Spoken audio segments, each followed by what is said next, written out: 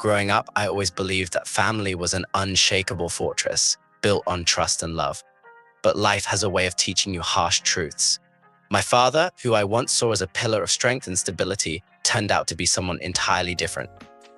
His late-night absences, the lingering scent of cheap perfume on his shirts, and his dismissive excuses shattered my naive perception of what family meant.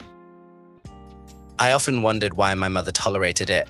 Her silent endurance of his indiscretions, her tearful nights when she thought no one could hear it all painted a grim picture of what love could become. Why do you stay? I once asked her as a teenager, my voice trembling with confusion and anger. She looked at me with tired eyes and simply said, "Because I love him." That was the moment I vowed never to let my life mirror theirs. I promised myself that my future marriage would be different, built on mutual respect, transparency, and an unyielding sense of loyalty. For a while, it felt like I had achieved that dream. I met Emily in college. She was vibrant, funny, and had an air of kindness that seemed almost magnetic. We were drawn to each other from the start, and soon we were inseparable. She loved the little things in life: Sunday morning coffee on the balcony, impromptu picnics in the park, and handwritten notes that she'd tuck into my jacket pocket for me to find later. When I asked her to marry me, I was certain I'd found the partner who would never betray me. On our wedding day, she cried as she vowed to love and honor me, and I believed her with all my heart. I thought our foundation was unshakable. For years it was. We built a life together, one that I thought was full of joy and trust. We bought a cozy little house, got a dog we named Max, and spent weekends exploring new restaurants or binge-watching crime dramas. To me, it was perfect, or at least as close to perfect as life could be.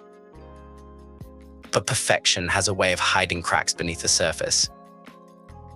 The first crack appeared when Emily started working late more often. She explained it away as a demanding project, and I believed her. After all, she had always been ambitious and dedicated to her career. But then there were the unexplained absences on weekends, the missed calls, the way she avoided my gaze when I asked her simple questions about her day. One evening, as I was clearing the dinner table, her phone buzzed on the counter. I glanced at the screen. It was a text from someone named Alex that read, "Can't wait to see you tomorrow. Beautiful." My heart dropped. "Who's Alex?" I asked, trying to keep my voice steady. She froze, her hand hovering over the glass she was about to pick up. "Oh, just a colleague," she said after a beat too long. "We're working on a project together." I wanted to believe her. I really did. But the seed of doubt had been planted. Over the next few weeks, I began noticing more signs. Emily was glued to her phone, often smiling at messages she wouldn't let me see. She started wearing perfume again, a scent she hadn't touched in years, and bought new clothes she claimed were for work. Still, I told myself I was being paranoid, that I was overthinking things. But deep down, I knew something was wrong. My suspicions were confirmed on a Thursday afternoon. I was at home sorting through some old files when a call came through on my phone. The number was unfamiliar, but I answered anyway. "Hello? Is this Daniel Carter?" a man's voice asked. "Yes, who's this?" "My name is Mark, and I'm a private investigator. I think you should know that your wife has been meeting someone regularly, a man named Alex Richards. I have evidence if you'd like to see it." The room spun. Evidence I managed to choke out. "Yes," Mark replied. "Photos, timestamps, the works. She's been meeting him at a hotel downtown." I sat down heavily, my legs unable to hold me. "Send me everything," I said, my voice hollow. The email arrived an hour later. It was all their photos of Emily laughing with Alex in a restaurant, holding his hand in a park, and entering a hotel together. My chest felt like it was being crushed. When Emily came home that evening, I tried to act normal, but every fiber of my being was screaming.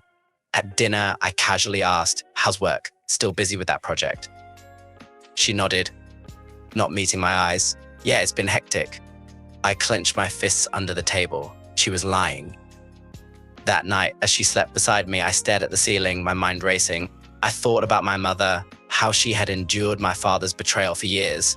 I thought about the promises Emily and I had made to each other. And I thought about what I was going to do next. I didn't confront her immediately. Instead, I contacted Mark again and hired him to gather more evidence. If I was going to end this, I needed to do it decisively.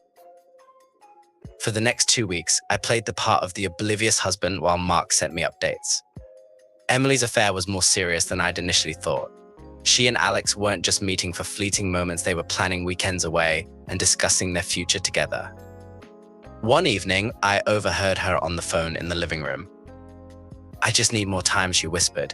"He's been so busy with work, he hasn't noticed anything." I walked into the room, pretending I hadn't heard. "Who was that?" I asked casually. "Oh, just a friend from work," she said, her face a picture of innocence. It took every ounce of self-control not to scream at her right then and there. When I finally confronted her, it wasn't with anger or shouting. I wanted her to see the depth of her betrayal. "Emily," I said one evening as we sat across from each other at the dining table, "do you love him?" Her fork froze halfway to her mouth. "What, Alex? Do you love him?" Her face drained of color. I don't know what you're talking about." I pulled out the folder Mark had given me and slid it across the table. She opened it, her hands trembling.